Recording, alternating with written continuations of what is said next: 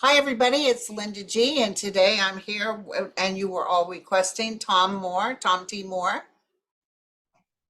fantastic author, the one that we're all repeating his words, most benevolent outcome. I'm seeing it everywhere now. I'm finding it works too. And today we're going to talk about Atlantis and Lemuria. How do you say that? Lemuria? Lemuria, I think. Lemuria, which is going to be very interesting. But first, how are you? Doing fine. Thank you. Everybody wants to know about saying a prayer for you for when you have your surgery. Yep. And you were instructing me and others, because people were saying you can't pray for someone else or not. It's most benevolent outcome uh, for somebody else. And you said, no, it's just the way you say it. So instruct Right. us again. Okay. A requesting a benevolent outcome for you is for you specifically.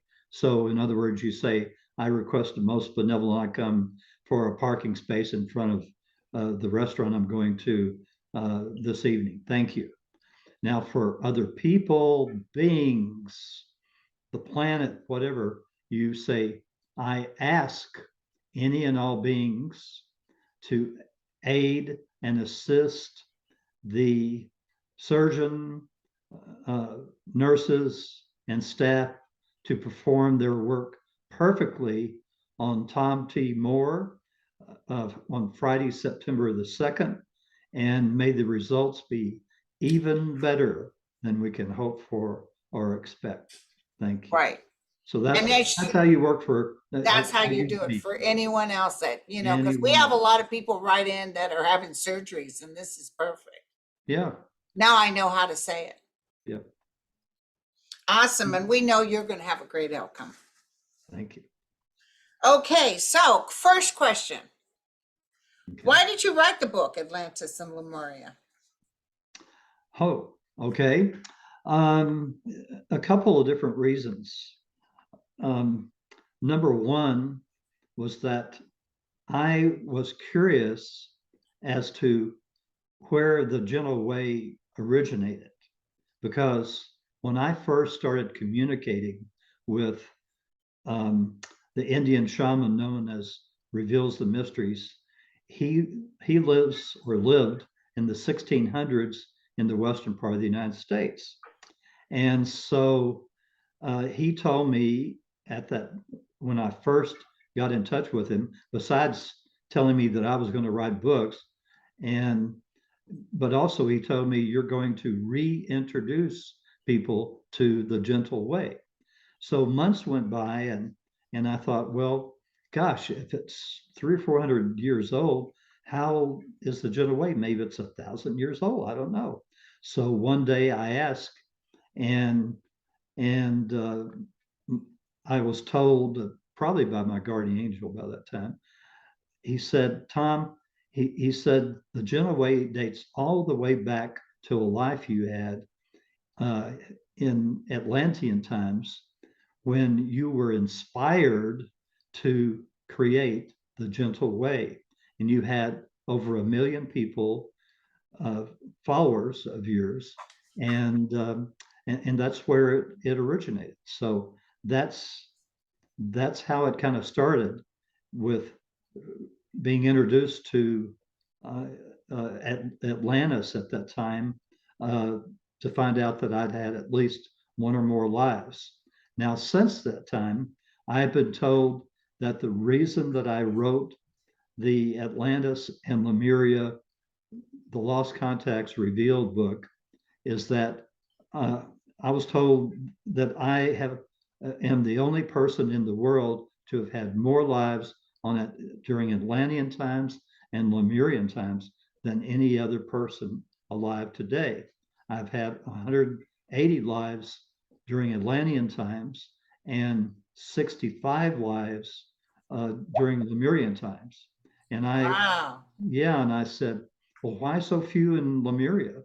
And I was told it was because for thousands of years, Lemuria was this idyllic place to live, and I didn't need as many lives there as I wound up having to have during Atlantean times. So there you go. Wow. Can you ever see it in your mind's eye what it looked like? Yes, in little bits and pieces, but most of the time, no. I concentrate on receiving, and this is something that anybody that is watching this today or in the future can do. Everyone has what's called the pineal gland in the back of your head. Now, the pineal gland, scientists only know so far that it secretes melatonin, but it has a secondary job, maybe third, who knows, but it receives all, it's an antenna that receives all telepathic communication of any kind, whether it be what people call gut instinct or telepathic thoughts, or you name it, it all comes through the pineal gland. So anyone out there can do exactly the same as I do with just a little practice in meditation. You can start asking your own questions, just as I've asked 30,000 questions in a meditative state these days. Oh, that's so cool. That's so cool. So, where was the continent of Atlantis located and how big was it? Sure. And you may have a map that may go. Yeah, I posted it for Oh, everybody you to did look post it. at. Oh, okay. All right. Atlantis was located in the Atlantic Ocean. Surprise, surprise. People keep saying, oh, maybe it was Santorini. And there we go. And Pretty good so, size. yeah, it was 10% larger than present day Australia. And it was located between 47 degrees latitude and 30 degrees latitude in the Atlantic Ocean, and was in the shape of a parallelogram. Okay, so it uh, it was, you know, a large continent. It was there for many thousands of years. Humans were not introduced on the Atlantean continent until all humans were introduced in all continents, which came about 60,000 years ago. That's when, and this is when some people are going to roll their eyes, but this is what I've been told. This is when the ETs that have been testing out all of these different types of bodies, and we can get into some of them, whether it be the Lucy, Littlefoot characters that they found remains of, or on closer to our time with the Neanderthals and Cro-Magnons. So they were testing out something on the order of 55 or 60 different kinds of bodies before they finally settled on the human, uh, which is called the Adam and Eve or Homo sapien body, as the one that could best take the rigors of life on planet Earth, because we have the hardest, just about the hardest lives of anyone in the universe. Really? As, I as believe that. part as part of the Earth experiment, and that's because the creator of our universe um, wanted to see if we could work with the four negative energies, while the rest of our universe and the trillions of other universes only exist in the 10 positive energies. And I'm told that our scientists, this will be many years before they figure this out, because they're not even looking yet.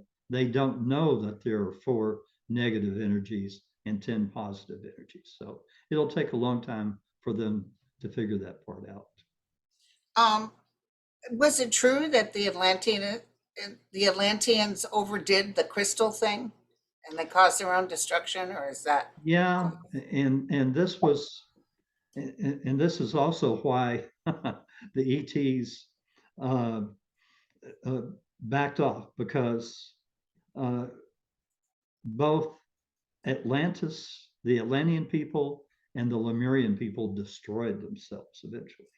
And that's because in the Atlanteans' case, they were given this free energy of these crystals, and these were giant crystals, 25 feet tall. They were called posers in that time period, and they were activated using magnetics in some form or fashion, and they would put out a beam of energy that could be tapped into. So the Atlanteans' buses and trains and houses and apartments and aircraft and so on all ran on this free energy that was beamed up from these giant crystals called posers.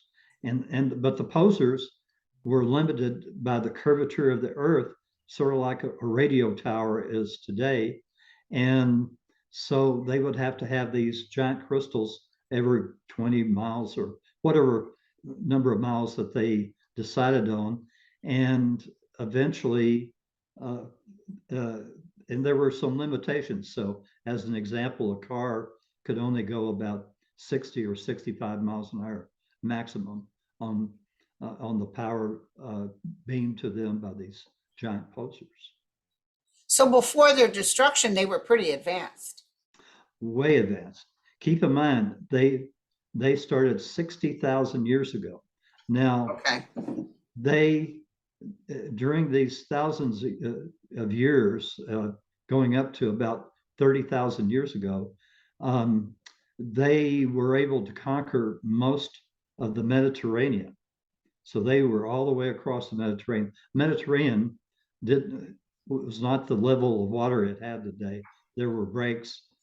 You can even see underneath the water that there's a big landmass that goes, I think it's from around Italy across to Africa.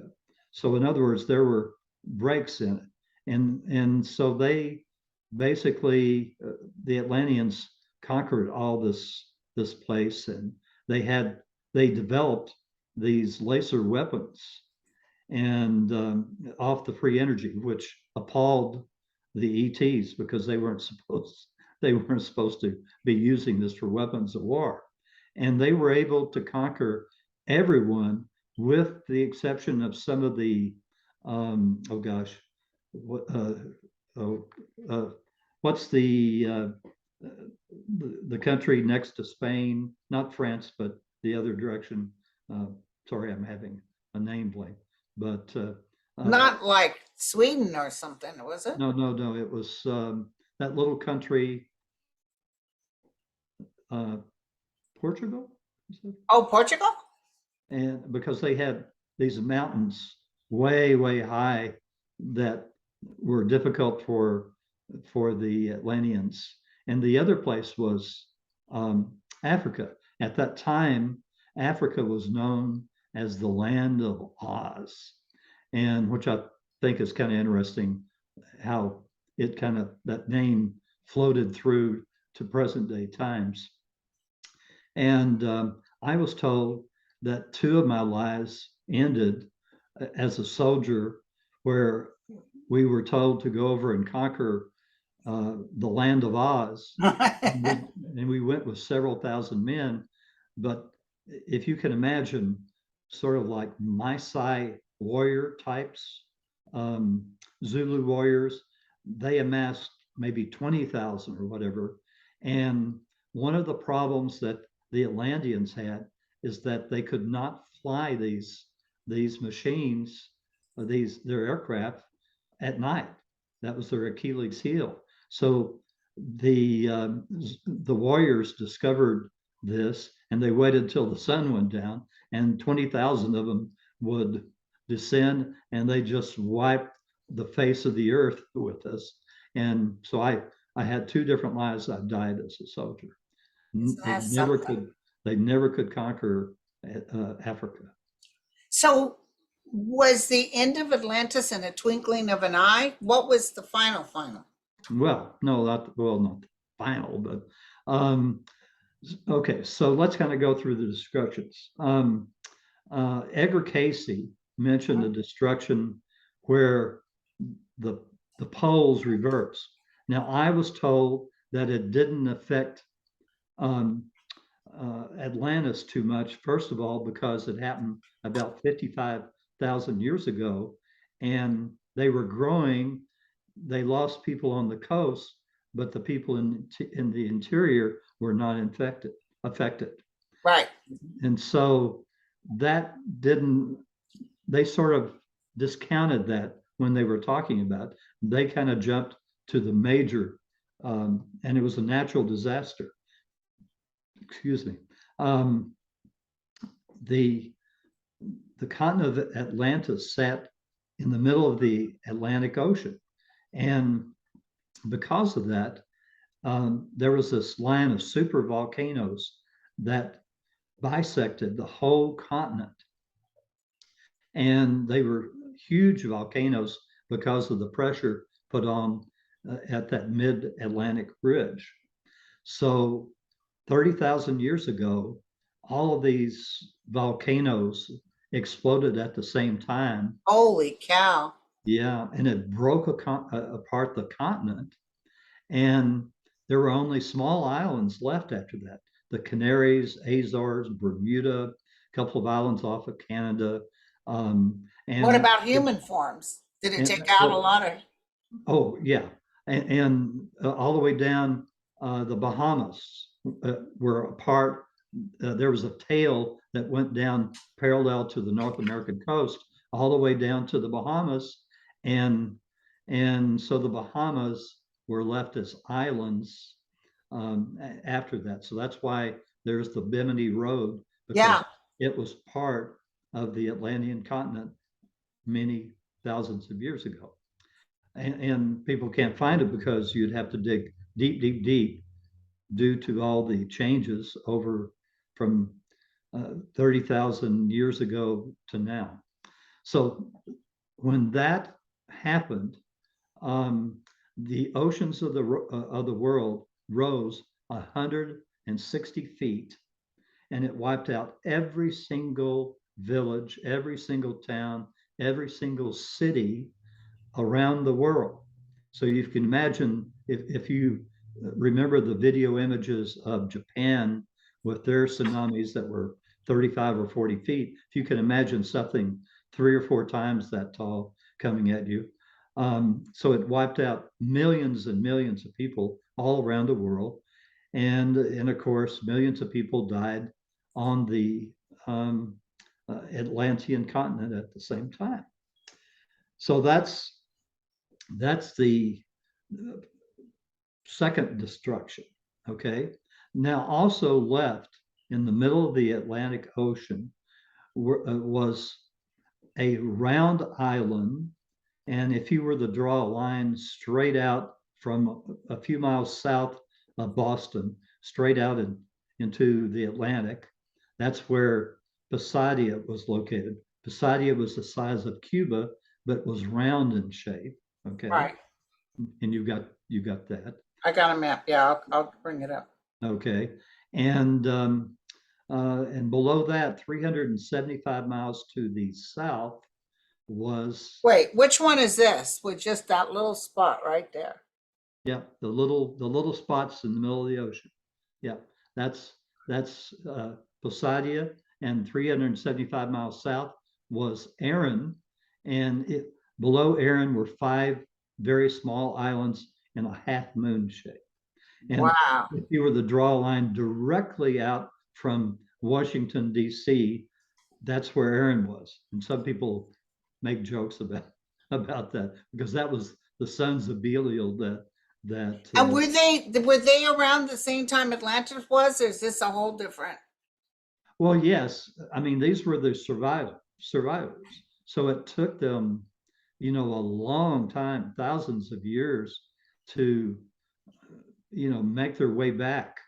And one of the things that they had to do, they lost a lot of these posers, these giant crystals. And so I think they had explored North America, and they either knew or discovered that west of Hot Springs, Arkansas, were all these crystals. And they had machines that could identify huge crystals. So they established mining, like a little mining town. And Right. these mining towns would consist of about 600 people total, including families. And they would work an area, and then they, after it petered out, then they would move the whole little town to another area and set it up again and start mining that area. So Damn. there are actually supposedly some entrances to mines that still exist west of Hot Springs, but they're on farmers' lands, and they aren't particularly interested in anybody coming to look for these mines. That is amazing. Yeah, I love it. but I tell you, if anybody can, if anyone wants a fantastic vacation, go to Hot Springs. 17 miles north of Hot Springs are two crystal mines called the Coleman Crystal Mines. And for about $15, you get to dig all day. And what they do, they have front end loaders that go down into a pit, and they scoop up a whole load in the front end loader. They bring it up to the top and deposit it. Everybody runs for the pile and starts digging furiously through with their little rakes and whatever they brought with them, and looking for crystals. And I guarantee you will find crystals galore. I have some in my office that are, like this big. And it's just a lot of fun. But wear clothes that you can literally trash, because the red clay just won't come out of your clothes. They're just, Oh, I know. it's just in there. But it's great fun. And of course, you can do other things in Hot Springs. Go on boat rides and things like that. So not a bad vacation for anyone that's looking for something. And I think they even now have a casino. So there you go. So anyway, the they were mining these. They would ship them back to Poseidon and Aaron. So this went on.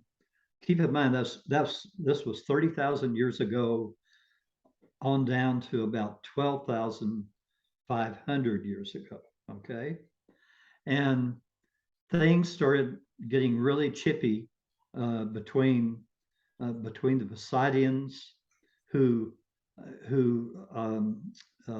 their religion was the law of one, and the people on Aaron and those little 5 small islands, and they were known as the sons of Belial. And so they started warring. They were sinking ships and shooting down aircraft and things like that. And so finally, 12,500 years ago, it got to the point where the people, the leaders of Aaron, said, "Well, we just can't take this anymore. Let's just wipe them off the face of the earth." And so they one morning early, because keep in mind they couldn't do it at night. One morning very early, 375 aircraft, sort of like the same numbers of the Pearl Harbor attack, left Aaron, flew up to Poseidon, and used these laser guns on their aircraft, and they were literally melting the ground the people stood on. 1.5 million people died the first day of the war. Oh my God. And so the Aaron leaders thought that they knew where all the airports of Poseidon were. They didn't. So the Poseidonians came back and they attacked Aaron and the other islands. By the time it was over, both Poseidon and Aaron and all those other islands sank to the bottom of the ocean. They just completely disappeared. The oceans of the seas rose 41 feet. Now, our Bible, the Bible says that Noah happened about 3,000 or 4,000 years ago. That's incorrect. The story actually originated 12,500 years ago, and Noah really was told by Creator to build the boat. He built it, and when this 41-foot rise of the oceans came, his boat floated off and eventually landed on the lower slopes of Mount Herod instead of the top of it, as people thought, because people, as the story changed over thousands of years, they sort of embellished the story. It was, they were saying, oh, he put all the animals of the world in his boat. It wasn't. It was just the domesticated ones. But somebody changed the story that later down, thousands of years down the way, because they said, well, if the whole world was covered by water, then he had to have put the wild animals on his boat too. That was Right. not correct. Just domesticated. And another little thing that happened was that one of his sons married a girl that was not on the boat. Well, where did she come from? She came from a family who lived higher up and were not affected by the flood. Wow. Okay, so that's the story of Noah, but it was a true story. It's just took place 12,500 years ago. Wow. Right. So what about the writings of Plato? Okay, we have had little bits and pieces of information that Atlantis actually existed. It's part of it was Plato in his writings, and he mentioned Atlantis. Okay, there are people that say no, this was just a figure of speech. This was an allegory or something or other about the politics of the time. I was told that Plato's grandfather actually went to Egypt and brought back parchments telling about Atlantis, and they were actually still exist in somebody's basement in Athens, somewhere, Whoa. or in Greece anyway. So there is actually some real things. I was told that if you like people on Bermuda, if you wanted to dig down far enough, because keep in mind how much silt and everything builds up over thousands and thousands of years, you have to really dig down deep, but you will eventually find ruins, even on Bermuda. Right. Okay, places like that, or Canary Islands. So, and then there's a place in Spain, right on the coast, where it was in a swampy portion, and it some people refer to it as Atlantis because it was like a miniature version of what was called the Golden City. The Golden City on Poseidia had concentric uh, canals, whatever, Uh, uh, uh, uh, that separated. And so there were rings and rings spreading out. And so I think on the outer ones would be like the farms, and on the inner ones would be like the head of the government or whatever. And they didn't have bridges in between these. I think part for safety's sake. So you had to take a little boat from one ring to the next. Okay, this place in Spain was like, if you, well, let's just say in Little Rock, Arkansas, there is a miniature version of the United States Capitol. Okay, that's what the Arkansas Capitol looks like. And this was kind of done in the same way. This was a miniature version of the golden city. Okay, so that's what that is. But that's another little piece of the remnants showing that there really was an Atlantis at one point. wow.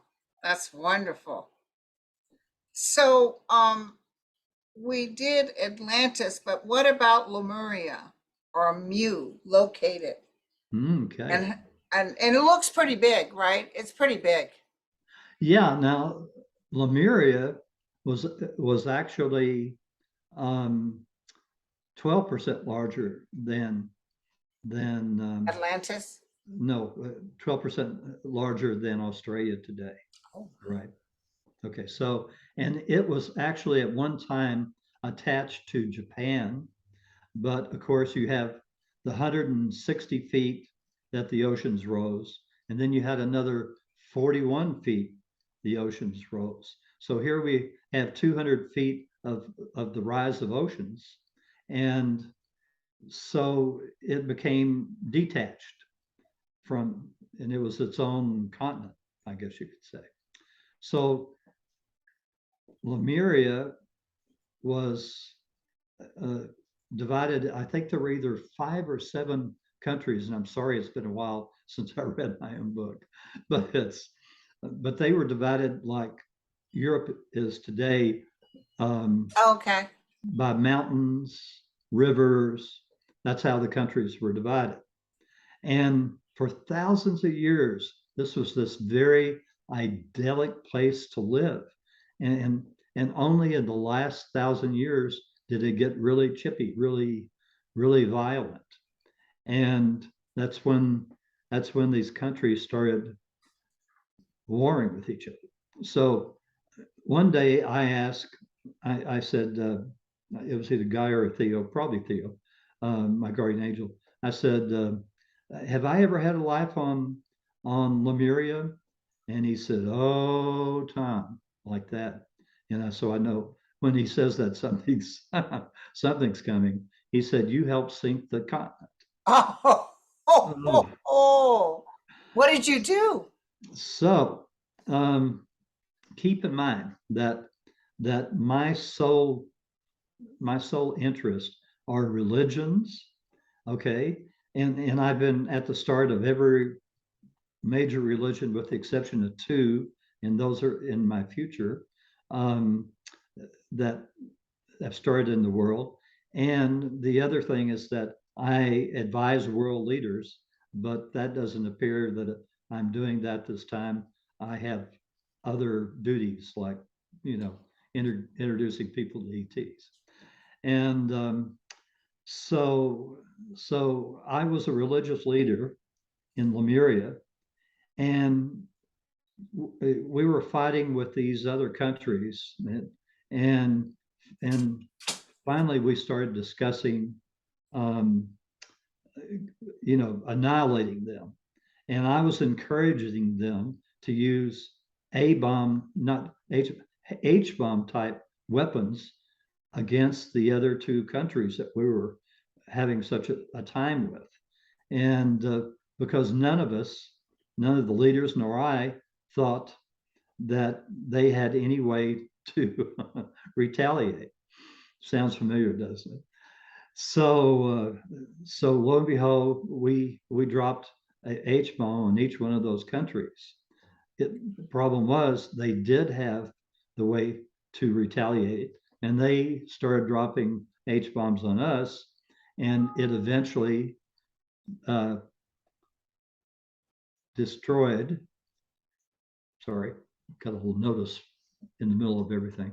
It eventually destroyed the whole continent of Mu. Now, Mu, that's where Lemurians came from. It was Lemurians, okay? But everybody knows it as Lemuria, so I had to title the book Lemurians instead of Atlantis and Mu. Right. I definitely have a connection with Lumeria. I've always had it.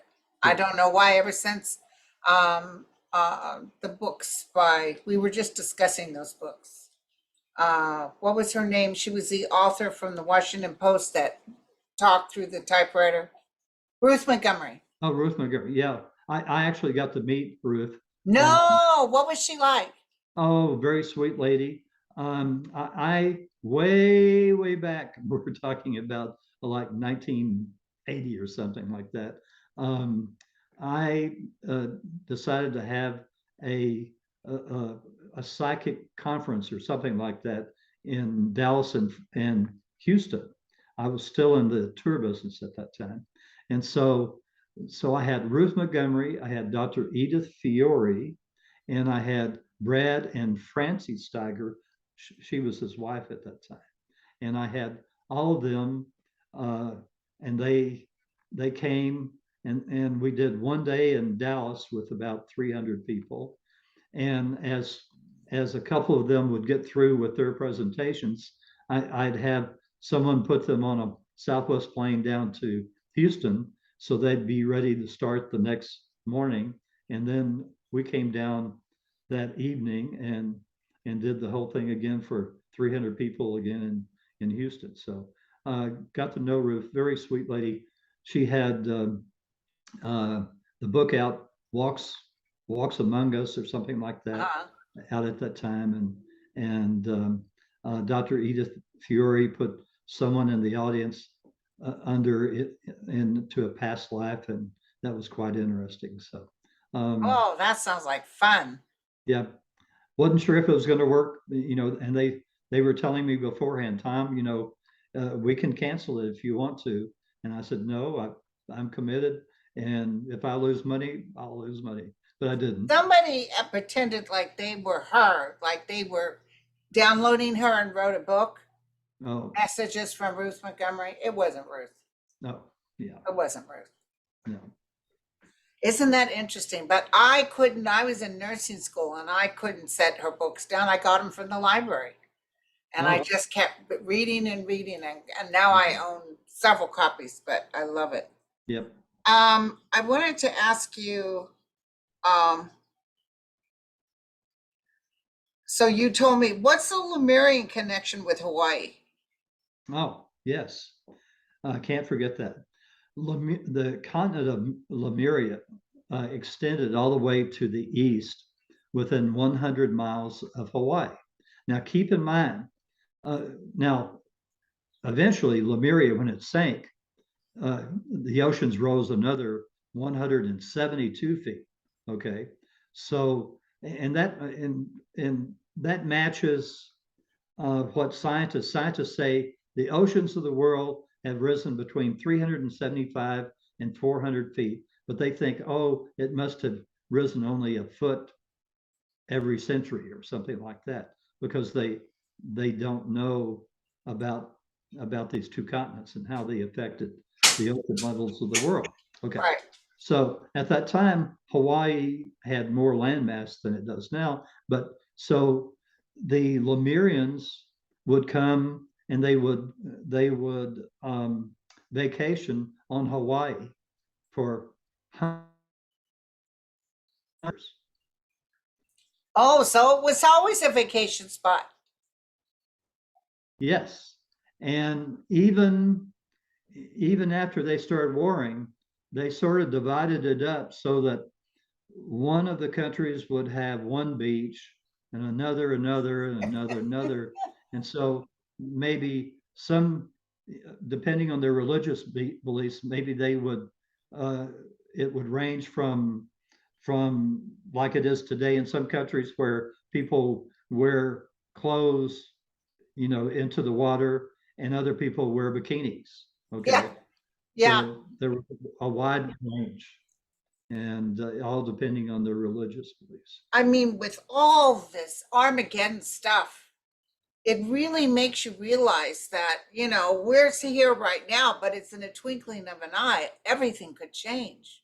Mm-hmm. We could have that Yellowstone volcano go erupt and change the whole thing with this. We're very comfortable right now, but nothing is forever. Not the Yeah, home you own, all nothing. we're worrying about are politics. Meh. Right, You know, right.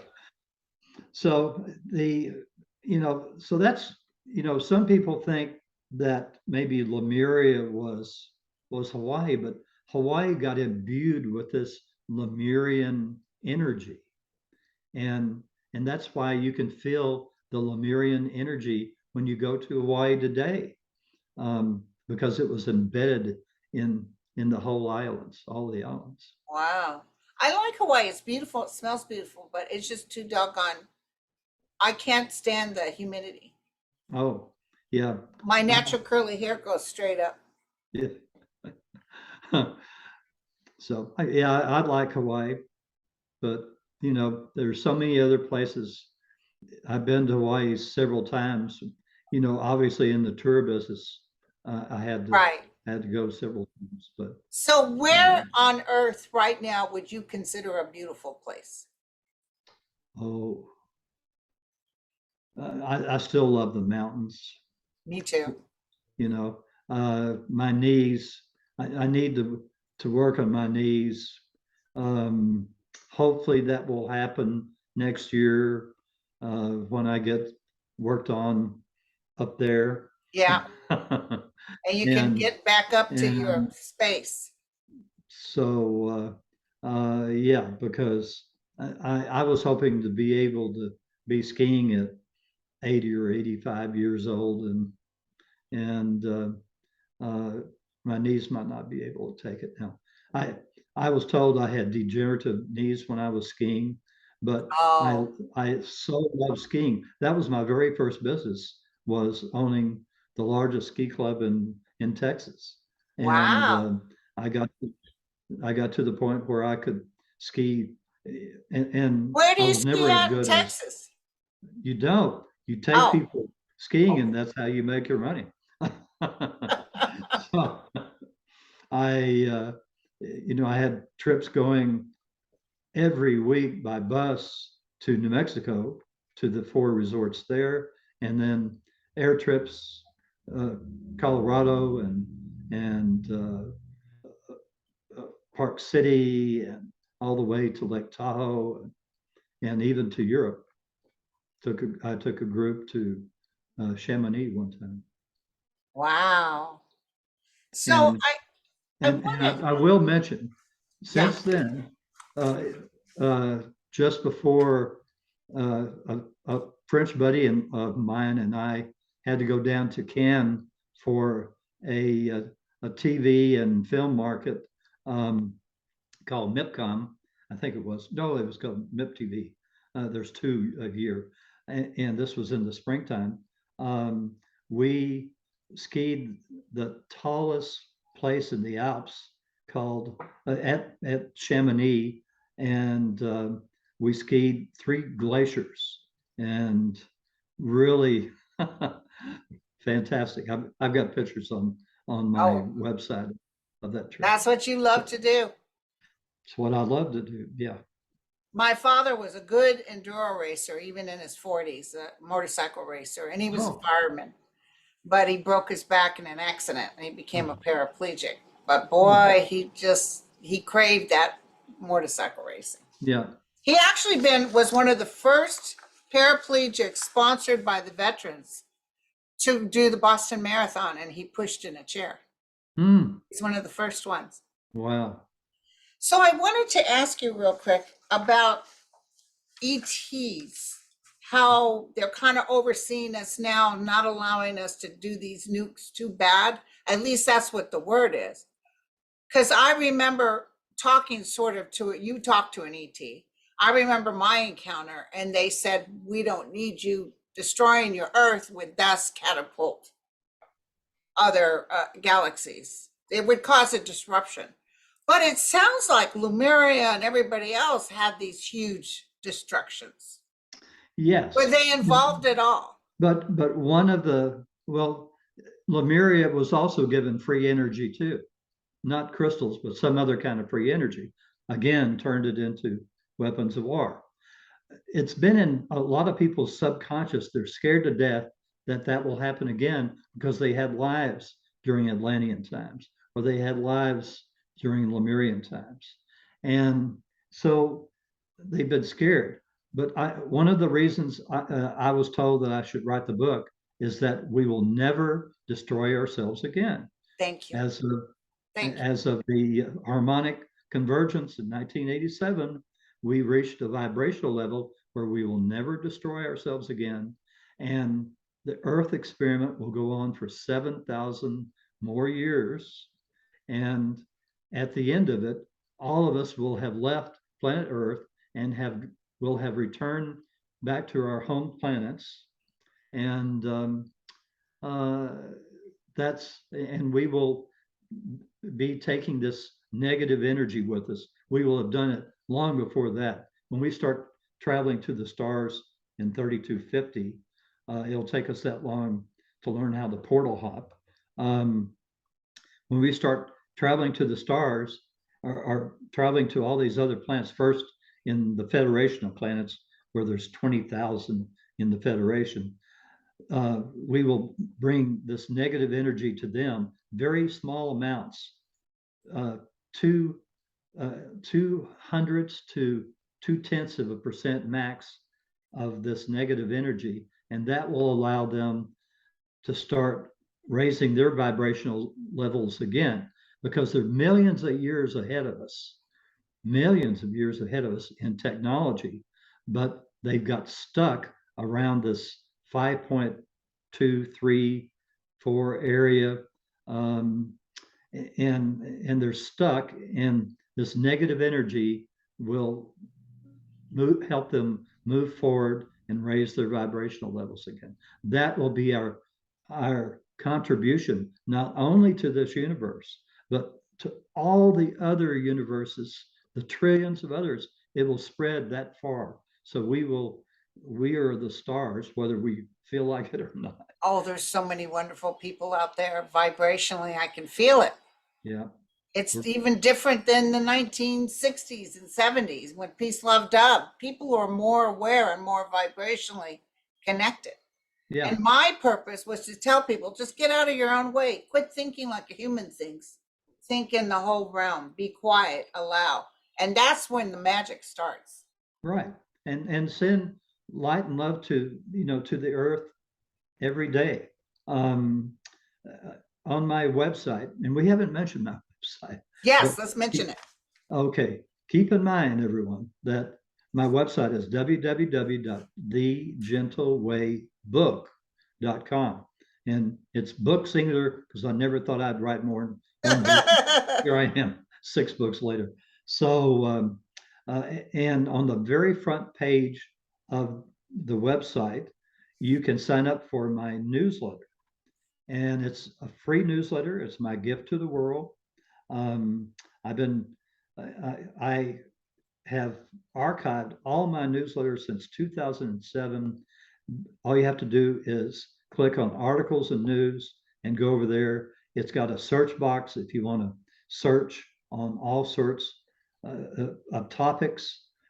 And if you can't find it, then maybe it's time to send me a question and I'll ask in a meditative state, and we'll see what I'm told. But you have the ability to do what I'm doing. And part of my soul contract this time around is to encourage everybody to meditate and start communicating with your own guardian angel, Gaia, soul, the earth, and perhaps an ET, but let your guardian angel introduce you to the ET like my guardian angel did. My ET that I communicate with is actually a member of my soul group. And after 800 lives on Earth as an explorer, and also designing towns from their very inception, he's orbiting the Earth in a Syrian mothership that's 3 miles wide, 20 stories tall, with a crew of 900 and with their families totaling 1,500. And they've been on station for a couple of years, maybe, whatever. And he's preparing me and my family to go shoot a documentary on board the spaceship to introduce people to ETs so they aren't scared of them. Yeah. Well, there's some shows out there that they got these crazy people saying they're out to to destroy us. No, they're not. You have to understand, they're so far advanced than we are. We would have been destroyed eons ago. Oh, because there really was a Star Wars, and we'll have to get We'll into talk that about that. maybe. Yeah, We'll get into the real Star Wars next time, yeah, um, but they're just up there taking millions of readings a day as part of this Earth experiment, and these four negative energies on how it not only affects us, but how it affects every living thing and anything on Earth. They take readings on, and that's why you see all these UFOs running around every day and night. They're just performing scientific uh, missions. right, right. Well, I heard they're looking after us. They're not going to allow us to blow ourselves up. They won't. Uh, they've already shown by sitting on top of a one of these missile silos that they could turn everything off. You know, so. Right. Well, my friend, it's been absolutely, the time just flew by. It's been Yeah. absolutely fascinating. Well, I appreciate you having me. You're very mild mannered, and normally I'm a mercurial. I'm like, yeah, get up, let's move, let's go. Sorry. But I'm just stuck, you know. I everything you say, and I'm glad that Freebird. I saw you on Freebird, Debbie, and I've got, kudos, Deb, for introducing Tom. Although you were probably on other things, I hadn't heard about you yet. Yeah. And I'm the most important person. I think the guys up there kind of kept it quiet for a while. They told me I'm going to be much more well known this year than before in preparation for next year. Right. Oh my God, I love it.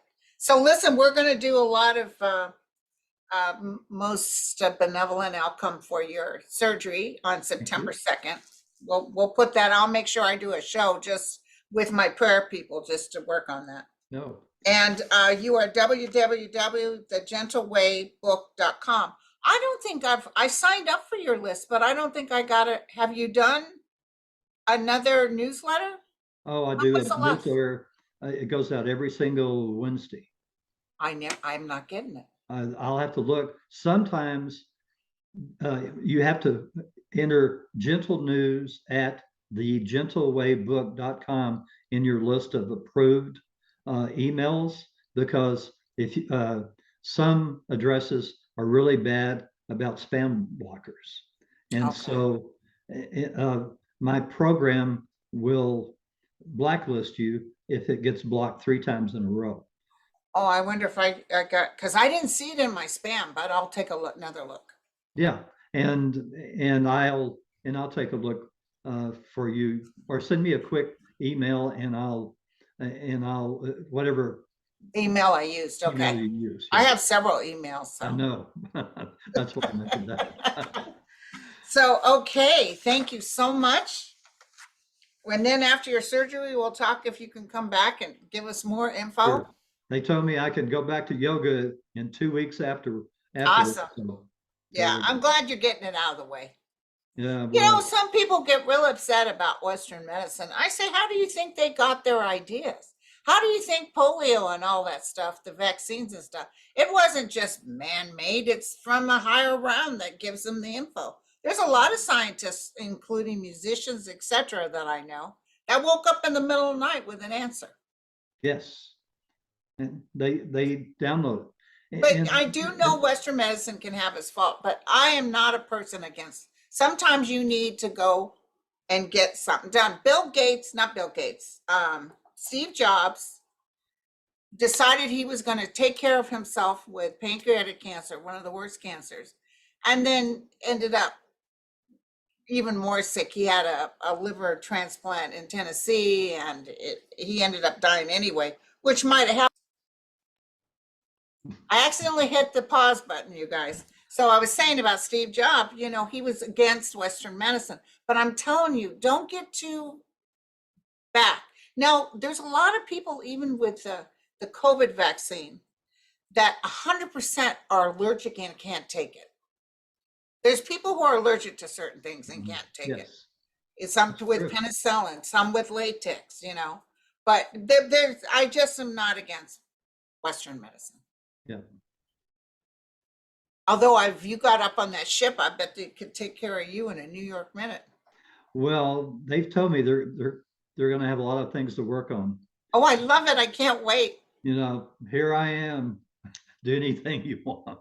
But don't tell them not to come get me. It's like if you can imagine, um, you know, somebody living in a little African hut in the middle of nowhere, and some doctors come and they're curing these basic things. I mean, it's the same thing except their technology is It's way more million advanced. Yeah. years ahead of ours. So I'm still a little frightened of them though. yeah. Like if you said, Linda, they said, would you like to come? I'd say no. Yeah. I'm a little frightened. So Yeah. Maybe you won't be after. maybe, yeah, when you give me your story, I'll know more. Well, you know, my plan is 2 full-length theatrical documentaries plus over 100 episodes. We'll see. I love it. I love it. I'm so excited. All right, my friend. Okay. We'll talk to you later. Nice talking to you. Love you. Thank you. Bye, everybody.